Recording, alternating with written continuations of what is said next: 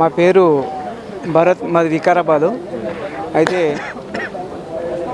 అయితే మా సమస్య ఏంటంటే భూ సమస్య. అయితే అందుకు ముందుకు ఎందుకంటే మొన్న కలెక్టర్ మీద ధర్నా జాడికి మేము కూడా నిరాశం చెప్తున్నాం. అది చాలా ప్రాబ్లము, చేయొద్దు కూడా.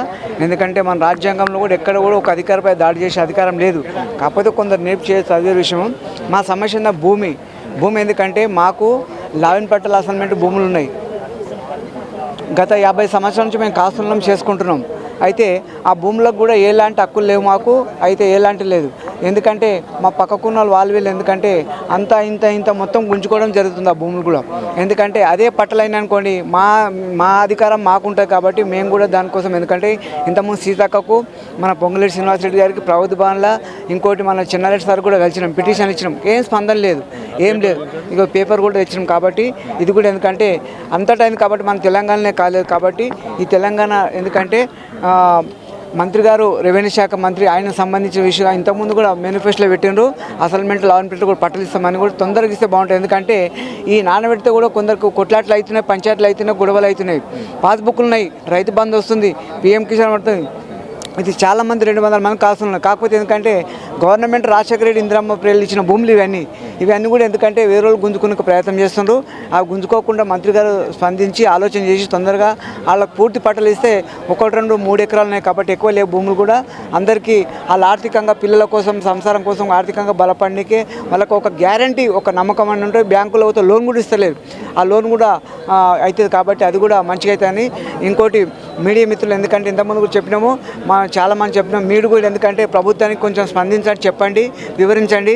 పేద ప్రజల ఎందుకంటే జగన్మోహన్ రెడ్డి ఏపీలో ఆయన అంతో ఇంత చెల్చుతలు కానీ పట్టలు అయితే ఇచ్చిండు, 1 year అయింది. కాబట్టి ఇక్కడ కూడా మనం పూర్తి పట్టలు ఇవ్వాలని కోరుకుంటున్నాం. మీడియా మిత్రులకు ముఖ్యంగా ఈ వ్యవస్థలో రాజకీయం, ఎందుకంటే కాంగ్రెస్ గవర్నమెంట్ ఇందిరమ్మ రాజకీయం రాజశేఖర రెడ్డి ఉన్నప్పుడే భూములు ఇచ్చారు, ఏ గవర్నమెంట్ ఇవ్వలేదు.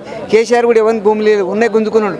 కాబట్టి ఎందుకంటే ఈ గవర్నమెంట్ స్పందించి తొందరగా అమలయ్యేటట్టు ఈ జీవో తెచ్చి అసెంబ్లీలో నెక్స్ట్ అసెంబ్లీలో పెట్టి జీవో పాస్ చేసి ఇవ్వాలని కోరుకుంటూ మీడియా మిత్రులకు అందరూ కూడా పేరు నమస్కారం తెలియదు.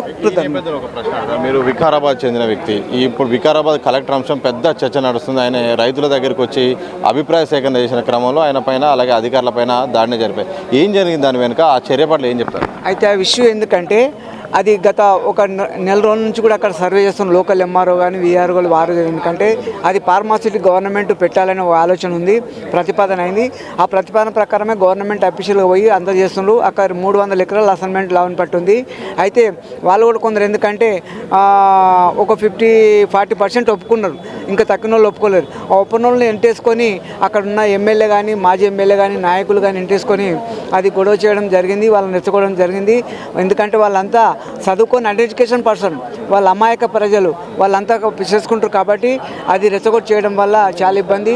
ఎందుకంటే ఒక మెజిస్ట్రేట్ని, జిల్లా మెజిస్ట్రేట్ని కొట్టడం అనేది చాలా ఘోరమైన విచిత్రం. అది ఎందుకంటే టోటల్ అఫీషియల్కే దెబ్బ, అది స్టేట్లోనే దెబ్బ. కాబట్టి అది మేము తీవ్రంగా ఖండిస్తున్నాం. అది మంచి పద్ధతి కాదు. ఏమైనా ఉంటే మనం కొట్లాడాలి, అడగాలి, మనము హక్కు సాధించాలి. కానీ కొట్టడము, చంపడం అనేది ఎంతవరకు సమంజసం కాదని నా యొక్క అభిప్రాయం. అంటే దీని వెనుక, అంటే ఘటన వెనుక కావాలని ప్రతిపక్షాలు అలాగే మాజీ ఎమ్మెల్యే వెనుకుండి ఒక చర్యను పాల్పడ్డారని చెప్తున్నారా? అంటే ఇప్పుడు రాత్రి మన మాజీ ఎమ్మెల్యే గారిని అరెస్ట్ చేయడం జరిగింది. అయితే ఆ విషయం ఎందుకంటే ఎవరు కూడా అంటే మామూలు జనం తెలియదు ఇట్లా చేయాలి ఇట్లా అంతే, ఒక పొలిటికల్ నాయకులు తెలుసు కాబట్టి వాళ్ళే ఏదో విధంగా లేపాలి, లొల్లి చేయాలనే అంశంతో చేసింది. కాబట్టి ఆ విషయం ఇక అది లీగల్గా అంతా గవర్నమెంట్ చూసుకుంటుంది.